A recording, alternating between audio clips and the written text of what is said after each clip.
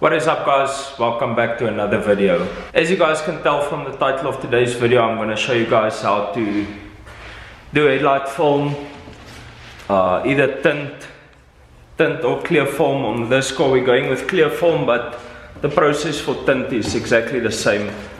When I did the film on the Tiguan, I had a lot of guys, or a couple of you, ask me to make a video on how to apply the film.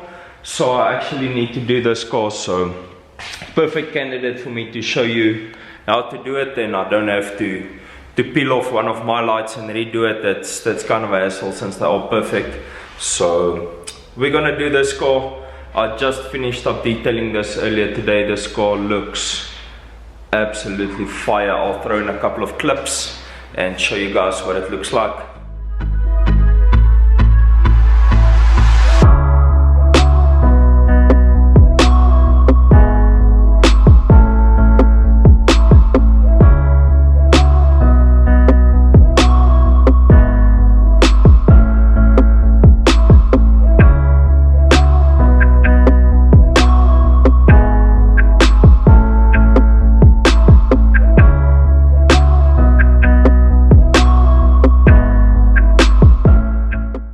So as you guys can see, the paint on this car is literally perfect. I spent about 35 hours on it. It's only Thursday now, but the car is heading home tomorrow and I've got a couple of cars lined up outside. I've actually got 3 more cars outside, which I still need to bring in when I'm done with this one. And as you can see, it's already pitch dark outside.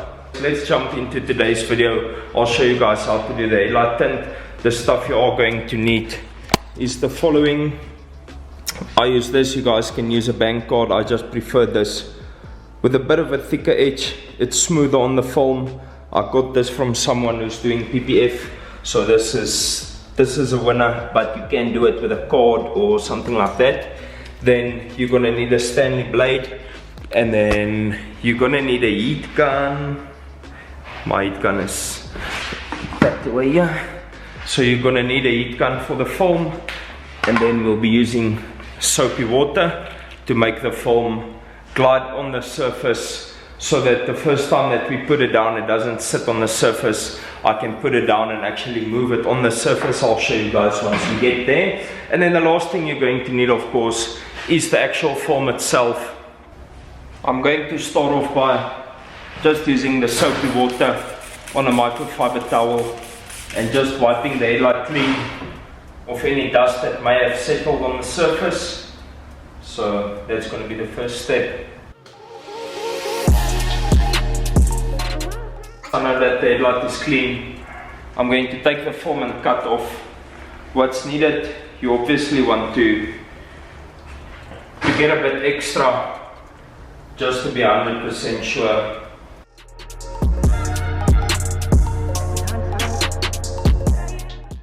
So once we got the size that we need, we're going to peel off the backing. This film has 2 backings, one on the front and one on the back, so I would advise you peel a small bit. Make sure you're using the sticky side, and then I'm going to peel it off.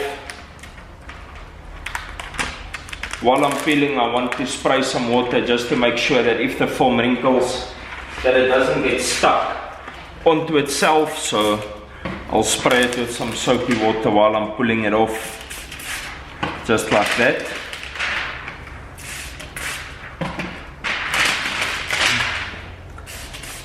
So once I've got the film exposed, I'll spray the water on the headlight, and then what I want to do is I want to heat up this film just to make sure that it's elastic, so that when I put it on the light, that it's able to flex and move around.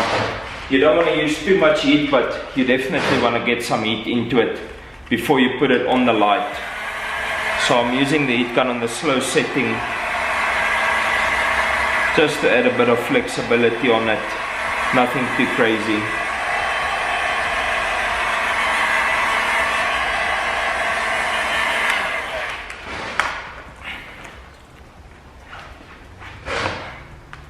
So you want to lay it on the surface and ensure that it will cover all the areas. So I might actually move it a bit more to this side and a bit upwards. And then what I'm going to do is I'm going to add again a bit of heat when it's on the light before I start pressing it down.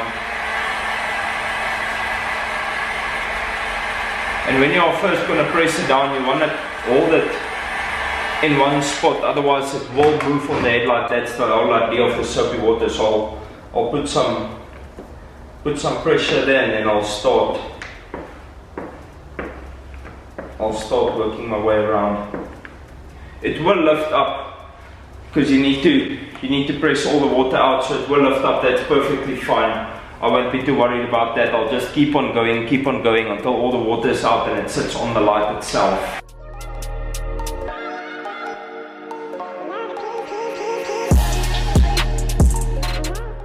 So I normally break down the light into two halves. I'll start with this half. I'll get it fully covered before moving on to the next half, but you guys will see that in the video. You need to be careful of creases like this. Let me pull the camera closer so I can show you. It's almost like a sideways moving crease. As you can see there, it's almost like a sideways moving crease, so you don't want to be too aggressive on that. You want to be gentle, but you will be able to work that out, not a problem. If I can't, I'll just lift it up a little bit here like that, and then I'll start working my way down again. But you guys will see how I work the film and add water and stuff as we go along.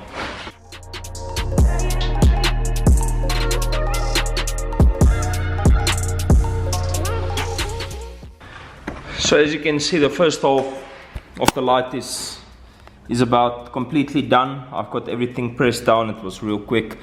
This section I'll leave for last. As you can see, the headlight has got a bit of a curve up there. I'm going to leave that section for last.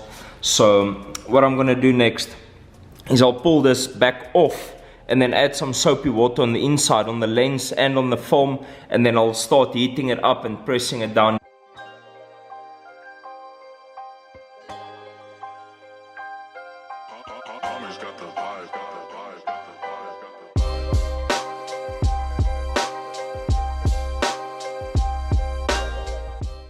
The further I come to this edge, the more difficult it is going to be for me to keep on pressing the film down. Like I showed you guys, it's dark outside, so everything is cold at the moment. You want the film to keep some heat. That's actually the best way to do it, but I'm just gonna use the heat gun to make the film elastic. And you want to make a cut right there. Let me show you. As you can see, the film it's actually stretching there in the corner, so I'm gonna make a cut just to relieve some pressure. I'll probably make 2 cuts here, and then I'll make a cut up there again. You want to be extremely careful not to cut the paint when you go there, but you guys will see.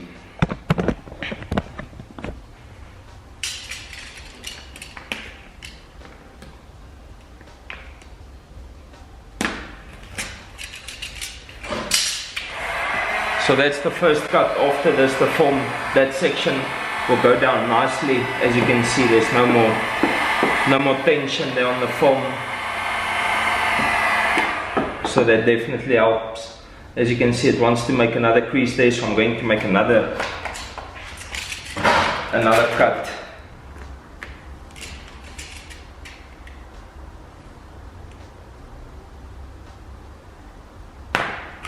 Like I say, you want to be extremely careful not to touch the paint with this blade. So just keep that in the back of your minds as you go along. You can kind of see the film makes it hard to work with because it's not extremely hot at the moment.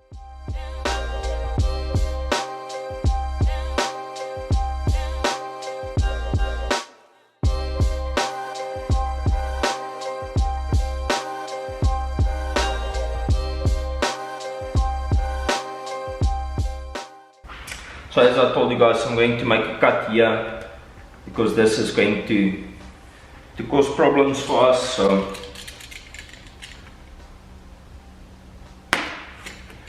I'll make the cut there, and then we'll be able to finish off this top section.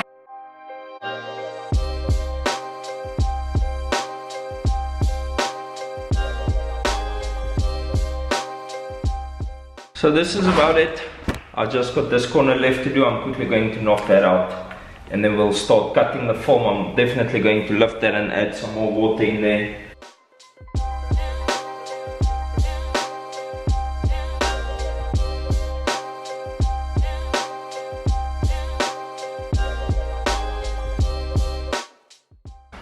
So the entire headlight is covered at the moment.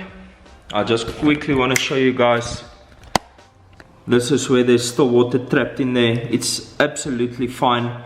Once we cut the foam and we lay down, the water will evaporate from there. At the moment it's keeping, or it's staying stuck underneath the foam. So once we got the foam cut and we lay down, it will lay down perfectly fine. As you can see, I don't really have any water bubbles. But if you guys get any water bubbles during this stage, it's perfectly fine. You can put the lights in the sun for about 2 days and they will come out fine. It took me years to learn how to install the foam without getting bubbles, but like I say, you can put it in the sun and it will be perfectly fine. You're gonna have to heat up the foam and just press it down for a couple of days and the water will evaporate eventually. I'm going to cut the foam now. I normally cut it on the edge of the light. I don't fold it in or overlap the foam. That way there's just less chance of it lifting, because there could be dirt stuck under there, who knows. So I run it on the edge of the light. I don't really cut it on the light, I cut it on the edge. So as you guys can see, I'll put the knife in there and I'll cut it on the edge of the light. You guys need to be extremely careful when you get to this stage. Don't cut your bumpers, don't cut your fenders, don't cut your panels, guys. This is precision work. I've done this a million times, so you guys definitely need to take a lot more care when you do this. A lot more care than I do at the moment.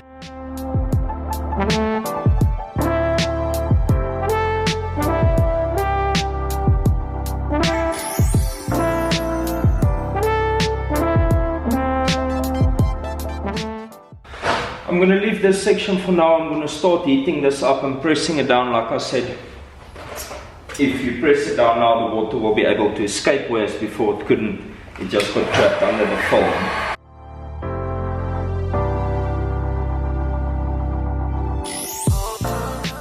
I've got most of that sorted out. Next up, I'm going to cut this line here. I'm basically just going to freehand this line. This is the most tricky one, but like I said, I've done this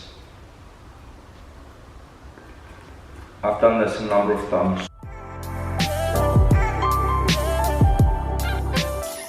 Next up, I'm going to peel the protective layer that's on top of the foam. I'm just going to use my nail and scratch it a bit, and you guys will see how it starts lifting up. As you can see there, I'm not scratching the foam. This is just the protective layer that's over it. As you can see there, it's coming off. And then after this, I'm going to run around the foam just to make sure all the edges are stuck down nicely.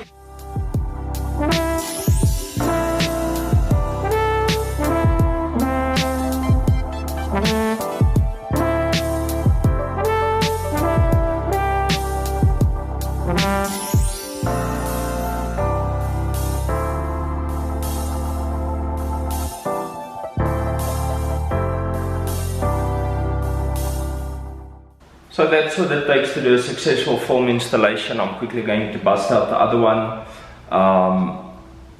I don't think I'm going to do footage of that one. It's exactly the same as this one. It looks absolutely brilliant at the moment. I'll leave it in the sun tomorrow for it to cure nicely, but that's about as good as you're going to get it. I just finished up with the second headlight and it looks absolutely stunning. As you can see, it looks like there's no foam on there. Once I put them out in the sun tomorrow, they'll cure a bit on the edges, and then it's literally going to be perfect. It took me about an hour to do them, including the foaming and stuff, so I'll probably be able to knock them out in about 30 to 40 minutes. Not that it's a race against time, but just to give you guys an idea of how long it should take. I'm guessing you guys would take between an hour and 2 hours. I've done a couple of lights in my lifetime, so I kind of know my way around it by now, especially the Mark 7 GTI and Rs, and then my car I've done twice as well. This is easy for me. Once it gets curvy and stuff, it's a bit more difficult. I also helped a friend do his E82, I believe, 120D. So I helped a friend do them, and they took me a long time. I'll pop up a picture on the screen for you guys to see what his looks like, but like I say, they took me quite a long time. So this will be the last video before I start rolling out the Detailing Like a Pro series. I'm probably gonna roll that out Monday or Tuesday. It'll be next week. Today is Thursday. You guys will see this video tomorrow, which is Friday or Saturday, depending on how far I come tonight. It's currently 7:30. I'm gonna eat now, pull all the cars in, and then I'll start editing this video and see how far I come, like I say. But the next video you guys will see will be the Detailing Like a Pro series. I'm currently sitting on, let me see, we are really close to 400 subs on YouTube. 388. Let's see if we can hit that 400 sub mark before I start rolling out the new series next week. So if you guys could share this with your friends or advise your friends to come and look at the channel. If you guys get any benefit from this, of course, I don't want you to sell some rubbish to your friends. So if you get benefits from this, please tell one friend. That's all I'm asking. Tell one friend to go and have a look at my videos. Send him a link, share a video with him. Don't just tell them to go and look at the channel. I mean, who's going to do that? Just share one video with them. The one that you like the most, obviously, because your friends should like a similar video. So if we can reach 400 subs, I would gladly appreciate all the support. Give this video a thumbs up. It really helps the channel out a lot. If you guys got any questions, in the comment box down below, ask me. I will hit you guys up with a comment back. I will let you guys, or will help you guys out. That's gonna be it for this video, guys. Peace out and reflect your passion.